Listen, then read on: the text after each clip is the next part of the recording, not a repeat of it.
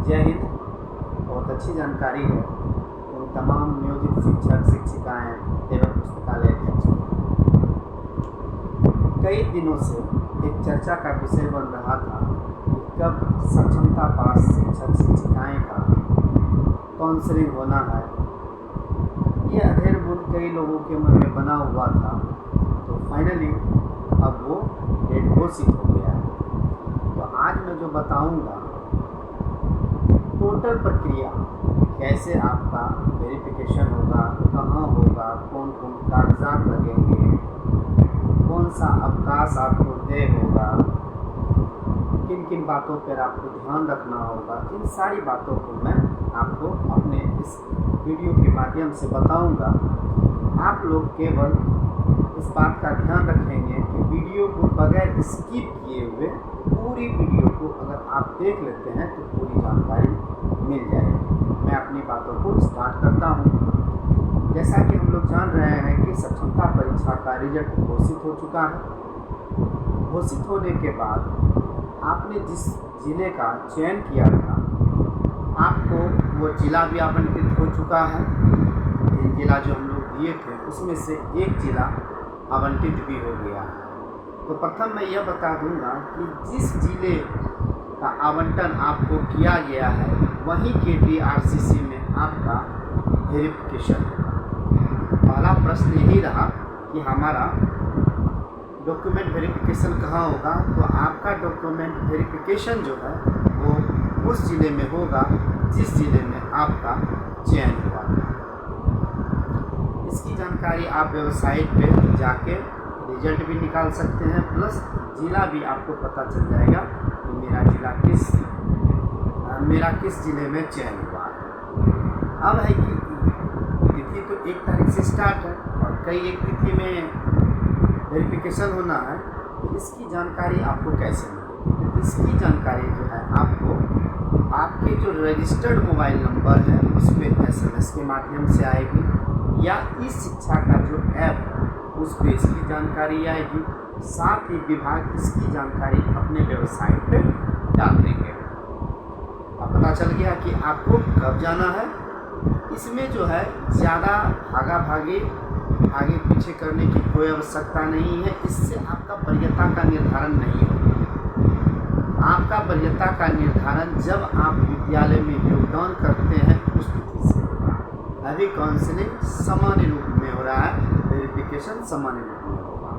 तो जिस तिथि को आपको, जिस स्लॉट और जिस तिथि को आपको अलॉट किया गया है, आप उसी तिथि को उस DRCC केंद्र में पहुँचेंगे।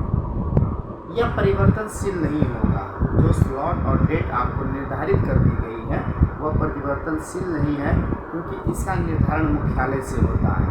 वैसे स्टूडेंट जो कि किसी कारण से इस वेरिफिकेशन में भाग नहीं ले पाते हैं, तो इनका डेट, प्रथम जो वेरिफिकेशन की डेट है वो समाप्त होने के बाद अलग से निर्धारित की जाएगी।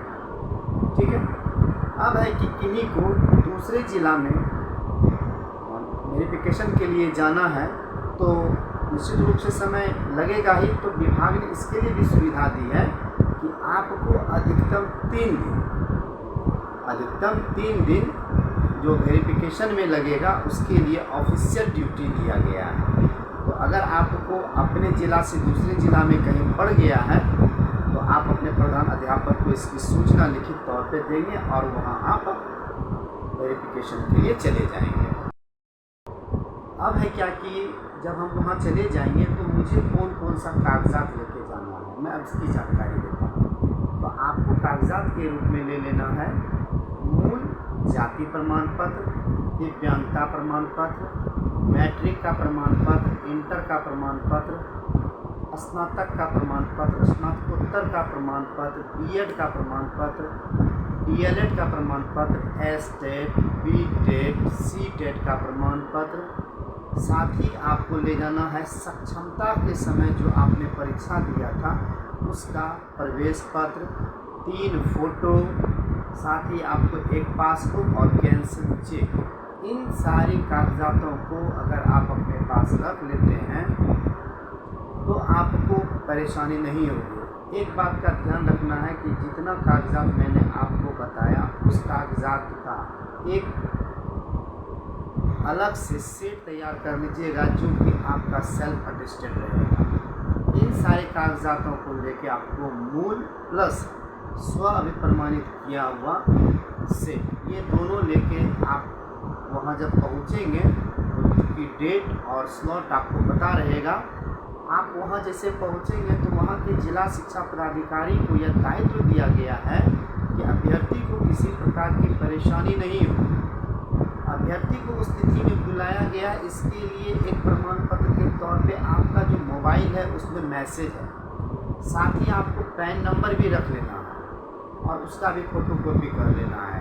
यानी प्रयास कीजिएगा वो सारा कागजात, नियोजन पत्र भी इसमें रहेगा, वो सारा कागजात जो कि इससे जुड़ा हुआ है उन सारे कागजात का एक मूल प्रति अलग और उसी का छाया प्रति जो आपके द्वारा स्व-अभिप्रमाणित रहेगा। वहाँ फिर आपको काउंटर पे जाना है और काउंटर पर भाई आपके सारे पेपर को मिलान कर लेंगे।